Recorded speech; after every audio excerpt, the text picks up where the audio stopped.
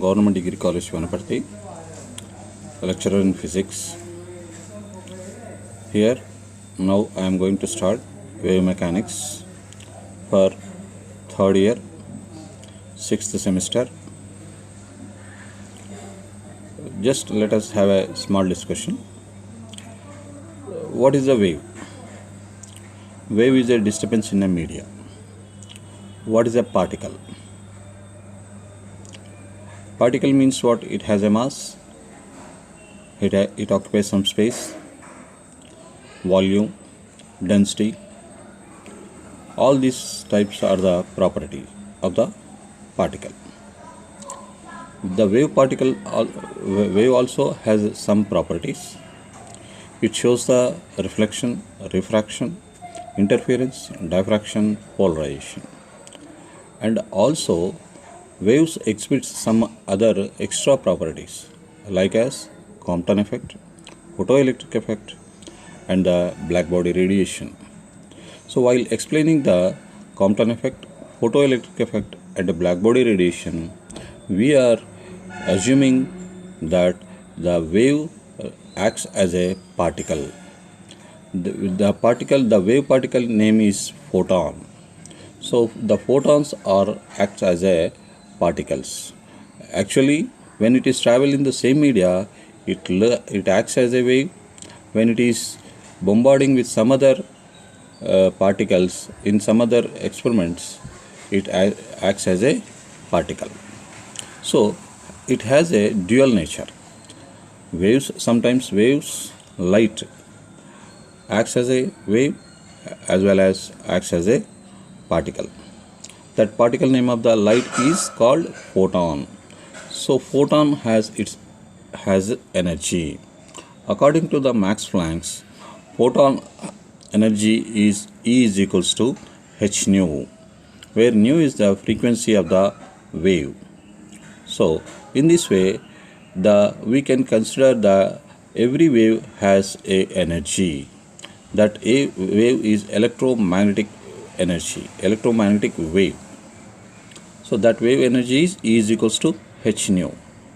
So whereas when we consider the particle, so according to the Einstein equation, if the particle mass is m, then its energy is equals to mc square. So here the particle energy is equals to mc square.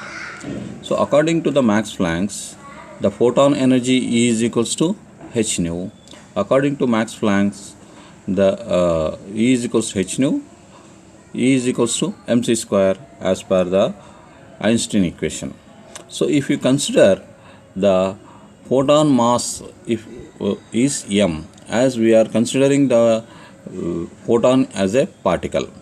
If the mass of the photon is m, then its energy E is equals to mc square. So we can equate both the equations. E is equals to h nu and E is equals to mc square. So mc is equals to h nu by c. Nu by c is equals to 1 by lambda. So mc is equals to h by lambda, where mc is a momentum which can be denoted with p. Hence we have the equation p is equals to h by lambda. So momentum p is equals to h by lambda. Lambda is the wavelength of the wave. Similarly, we can interchange this equation where lambda is equals to h by p. So if you know the wavelength, you can calculate the momentum of the wave. P is equals to h by lambda. If you know the mass of the particle and velocity, momentum of the particle, then you can calculate the wavelength of that particle. So vice versa, we can calculate the momentum of the wave, and similarly we can calculate the wavelength of the particle momentum. So in this connection, the de Broglie assumed that de Broglie thoughts that nature is it has two forms. The nature here universe has a two forms. One is matter and the other is radiation. These two must be symmetric. So one side of the symmetric line is wave and other side of the symmetric line is particle. So in these two forms only the universe exists. So and moreover there is a similarities between the wave and the particle. So the particle always tries to least action principle. Least action principle. Always a particle, if an action going to be happen, always particle prefers to least action principle. Similarly, light also, here the wave, light also travels a least time path. Least time path. So this is the similarity between the wave and the particle. Similarly, the least action principle is called Maupertuis least action and the least time principle is called Fermat's least time principle. So here we have the two equations, integral P1 to P2 mu ds is equals to 0. So here m and u are the mass and velocities of the particle. So here the momentum should be very minimum. So minimum and maximum of derivative is always 0. Similarly, the refractive index of the light, so mu ds, the least path time. So mu ds is equals to 0. Differentiate of mu ds is equals to 0. According to the Bohr's theory, the electron revolves. We know that Bohr's theory tells us electrons are revolving in the stationary orbits in the atom around the nucleus.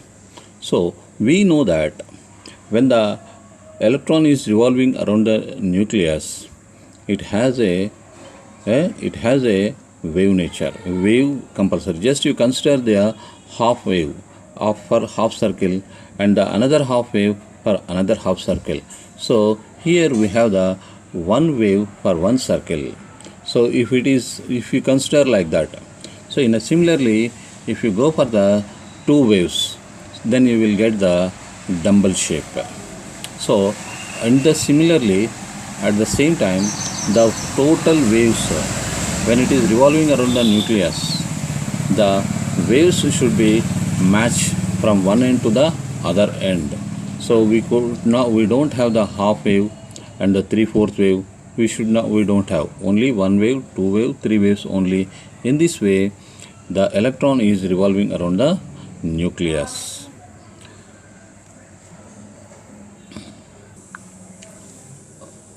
Right. We can calculate, already we know that we can calculate the wavelength of the matter. So according to the de Broglie, a particle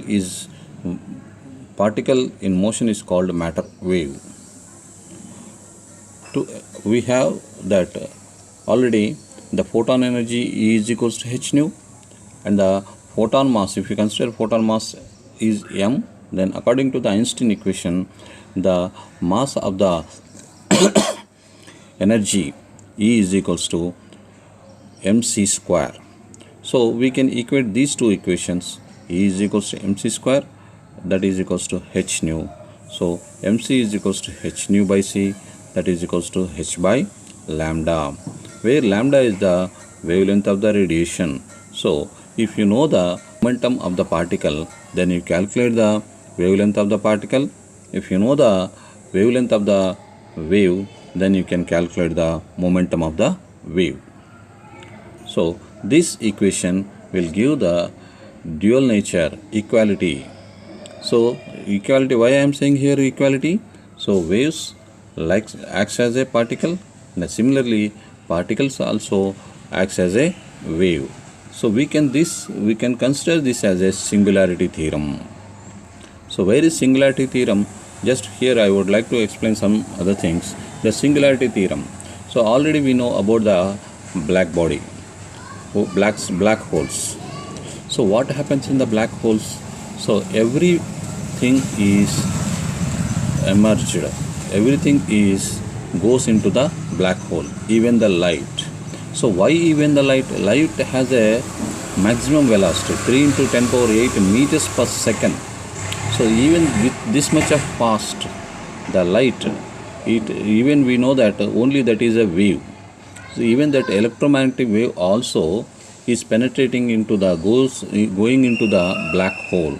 It means that black holes has highest attraction gravitational force. So the highest gravitational force, how it comes? Due to its highest density, due to infinite density. So where is what happening in the black hole? In the black hole, the whole material, whatever it is dumped in the black hole, whatever it is attracted into the black hole, it is crushed. It is crushed, and it gives by crushing, it gives the maximum density. The maximum density means it is an infinite density. So infinite density, we don't know how much of the density it has. Let us assume, we know that based on the Rutherford experiment, most 19 or 95% of the atom is empty. So just you assume that atom is a very, very, very small particle. It is around of 10 power 10 meters, 10 power of minus 10 meters. It is around of 10 power minus 10 meters. So in that small atom also 95% of the atom is empty. So how much of the empty space we have in the atom? Just you imagine, even if it is a small, even in that small atom, the 95% of the atom is empty. So we have the plenty of empty space in the atom. So even if you consider the molecule, there is a distance between the atom to atom. So when the distance is also an empty space. So if you calculate it like this, we have the very large number of empty space available in the atom or molecule or in a substance. So when the particle is going into the black hole, so the particle is crushed. So with the infinite density, so there is no space between any particles. So even there is no space in the distance between the electrons, protons, neutrons. So all are come together and it will become in the black hole. All the particles in the black hole, all the particles are combined each other, and there is no space between any other particle. So in the black hole, all the particles are come together and combined together and exist as only one particle. Exist as one particle in the black hole with the highest infinite density. So just you imagine that the 90% or 95% of the atom is empty, even if you consider the gold or even if you consider the iron, whatever it. So even in that atoms also, the 95% of the atom is empty. So if a small size of the iron it has a very high, we feel that it has a very massive mass. It has a mass, but in that iron, the 90% of the mass is empty. If it is crushed without any space between the particles of the atom, so the size of the mass will be decreased with the same mass. The size of the volume is decreased with the same mass. Just you imagine how the density is increased if it is crushed in the black hole. So in the black hole, there is no other particle exist, only one particle which is in the black hole part. Right? So outside of the black hole, we have the n number of particles, n number of compounds, n number of elements are present. Even the wave also is present outside the black hole. But whereas inside the black hole, there is no other particles, only one particle, one substance is present in the black hole, the high density. So inside the black hole, only outside the black hole, whatever the particles, whatever the wave is there, when it is goes into the inside the black hole, that is converted as only one particle. All the other particles, even the wave also is converted as a same particle within the inside the black hole. But whereas outside the black hole, the number of waves and particles, different compounds, different elements and shapes and sizes, different we have. So here only one particle is exist in the black hole. Outside the particle, the number of particles are exist. But what is the similarity between these two? So the similarity is only all are converging into one particle. So when the one particle is exist in the black hole, then why the all the number of particles are existing outside the black hole? And outside the black hole's particles, when goes into the inside the black hole, all are converting into the same matter. So there is a similarity and singularity is there in the black hole. Singularity is there in the black hole. So there is only one particle, that is a single particle. In outside the black hole, the number of that particle exhibits a number of variations outside the outside the black hole. So this should be come into the one roof. Inside the whatever the matter inside the black hole and whatever the matter outside the particle outside the black hole, that should be undercome one roof. That is called a singularity theorem. So singularity theorem means, so whatever the laws can be applicable into the black hole, the same laws has to be applicable outside the black hole also. If you apply the mechanics or Newton laws outside the black hole, the same things can be applied in the inside the black hole. That is called a singularity theorem. So why it is singularity? Why we are what is the necessity of singularity theorem? Only the thing is that when the outside of the black hole, the number of particles are exist, but whereas inside the black hole only one matter is exist. So this is the nature. It is happening in the nature by default. There is no other external forces acting on the black hole. So in the similar way, so by this, considering this, there is a necessity of singularity theorem which can be applicable inside the black hole and outside the black hole.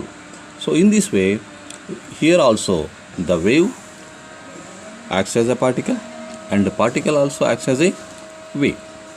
So here the singularity will be just, it is not the same as that one, but for understanding, this is the singularity. Singularity means all this. In some case, there is a theory, strings theory, called as strings theory. So there is, according to the strings theory, there is no matter exist in the universe. There is no matter exist in the universe. But what we are doing? So what we are in the solid form, what we have in the liquid form, what we have in the gas forms, all are the particles. But as per the singularity theorem, there is no particle in the universe. So how we can say, how we can believe that? They explained that. Let us take as a thread. A thread is a wave. Let us assume that a thread looks like a wave. So when the thread, we have the threads in the universe. We have the waves in the universe only. So when the clumsy of thread, so it will give the, when it is clumsy, the thread is when it is clumsy, that we could not separate that individual threads in a single way thread. But if it is in clumsy, there is a thread stuck is there, as with a mass, it has a volume. At some point, the clumsy of thread become as a solid. Similarly, the clumsy of wave, it become a particle. So the strings theory explains that one. So there is no particle in the universe, only waves are exist. Only waves are exist. This is the singularity theorem. That is called strings theory. Strings theory gives us a singularity theorem. For that singularity theorem, it is comes as a strings theory, and we have to be proud. The strings theory is practically proved 20 years back in the TIFR Bombay. The de Broglie wave equation, that is lambda is equals to h by p, that is equals to h by mv. If a particle having the mass which is moving with the velocity v, then the wavelength of that particle lambda is equals to h by mv. This is called de Broglie wavelength. If the mass that particle is moving with nearly to the light velocity, then its mass is increased. So according to the Einstein's theory, mass m is equals to m naught by root of 1 minus v square by c square. Then m naught is the rest mass of the particle and m is the mass of the particle. So mass of the particle is increased when it is in motion. The kinetic energy of the particle having velocity having velocity v is given by E is equals to half mv square, that is equals to p square by 2m. So p is equals to root of 2me. So according to the de Broglie wavelength, lambda is equals to h by p. P is equals to root of 2me. Even if you know the energy of mass and energy of the particle, you can directly calculate the wavelength of the particle. So even if you know the energy of the kinetic energy of that, you can calculate the wavelength of the particle. In a similarly, and other thing, if the mass m, if the particle mass is m, and if it has a thermal equilibrium, it is in thermal equilibrium at a temperature T. According to this theorem, kinetic energy of the particle given by E is equals to half kT. So K is a Boltzmann constant, T is a temperature. So that in that case, the energy of that particle which is at temperature T, then the energy of the particle is half kT. So in the space, particle can move in 3-dimensional. So 3 degrees of freedom. So E is equals to 3 by 2 kT. So with this E is equals to, if you apply the E instead of E 3 by 2 kT, we have the equation lambda is equals to h by root of 2m 3 by 2 kT. So that will become as lambda is equals to h by root of 3m kT. So if it is at temperature T, so even a particle is moving with in the potential difference of V. If a charged particle is moving in the potential difference field, then even the charged particle energy E is equals to Q into V. So where V is the potential difference. So therefore, according to the de Broglie wave equation, the energy of that charged particle in the potential difference V, that is equals to E is equals to Q into V. So for that particle also, the wave equation lambda is equals to h by root of 2me. So that is equals to lambda is equals to h by root of 2mqv. So in this way, every particle, whether it has a moving with the influence of temperature, whether it is a moving with the influence of external force, whether it is moving with the influence of electric field, whatever it is, if any particle is moving, then it has a momentum, it has a energy, then it has a wavelength. So according to these three types of equations, we can conclude that every particle which is in motion, it has a wavelength. It has a wavelength. So in vice versa, we can calculate every wave. It has a momentum. So P is equals to h by lambda. Already we know that one. So based on with that equation, we can calculate the momentum of the wave for every wave, whether it is small or big, whatever it. So now we are going to discuss about the properties of matter waves. What is the properties of matter waves? Already we know that every particle has a wave. We know that the properties of wave and properties of particles. But here we are going to study about the properties of matter waves. So what is matter waves? The waves associated with the particle, that is called as matter waves. Here we are going to study this, right? So what is the properties of matter waves? If let us assume that if the particle is not moving, which is not in motion, so that particle, it does not have any wave. So in that case, the lambda will become infinite. In that case, lambda will become infinite. When the velocity of the particle v is equals to infinite, when the velocity of the particle is infinite, in that case the lambda will become 0. So according to this equation, which one? Lambda is P is equals to h by p. So 1 by infinite always gives the 0, and 1 by 0 is always gives the infinite. With that equation only, here we discussed about this one. So this indicates the matter waves are generated with the particle when it is in motion only. So right, let us say, so if a particle has wave, the waves are associated with the particle. The electromagnetic waves are associated with the particle. So now we are going to study the properties of matter waves. Let us say we know that the E is equals to h nu. So nu is equals to E by h. Nu is equals to E by h, and the Einstein energy equation, particle energy equation, E is equals to mc square.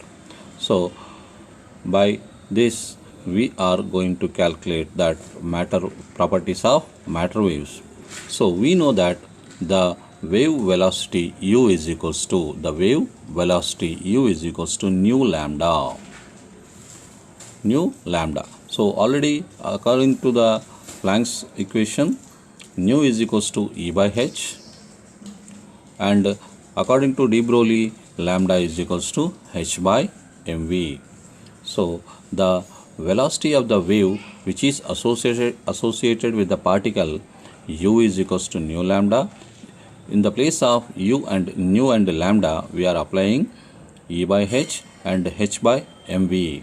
So here E is equals to mc square by h and h by mv. H will cancel, and we have the equation c square by v. Also will get cancelled. So u is equals to c square by v. So we know that any particle does not move equally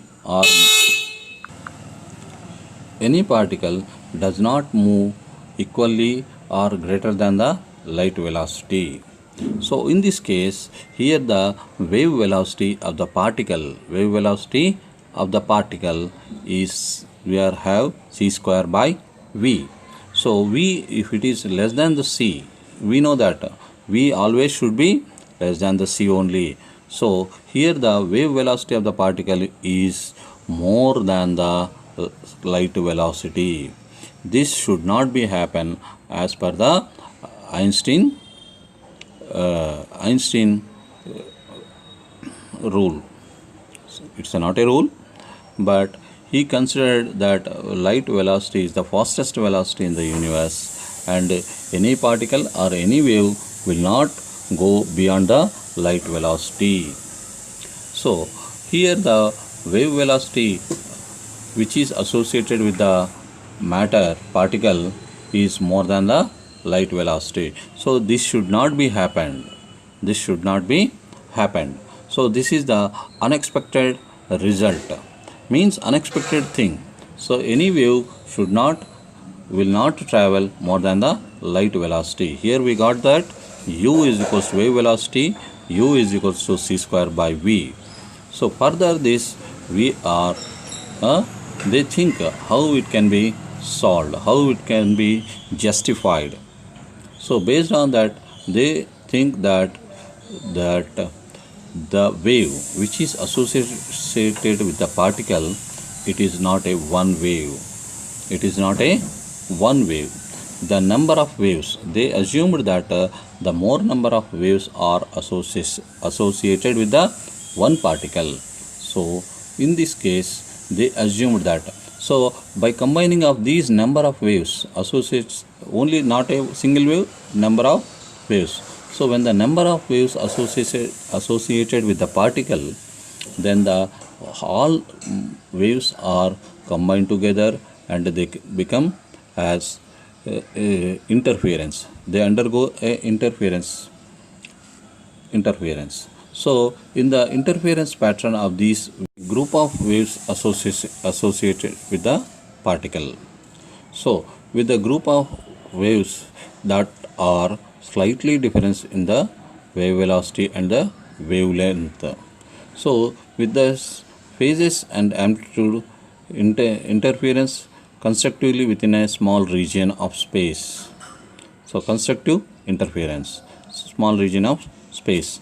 In that space, so the particle will exist or particle moves.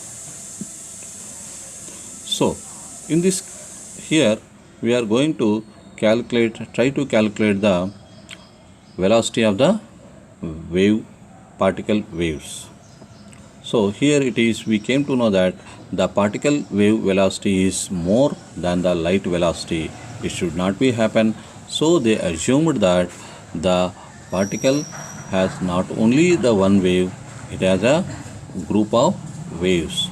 So the group of waves is interference with each other with the small difference of wave frequencies or lambdas.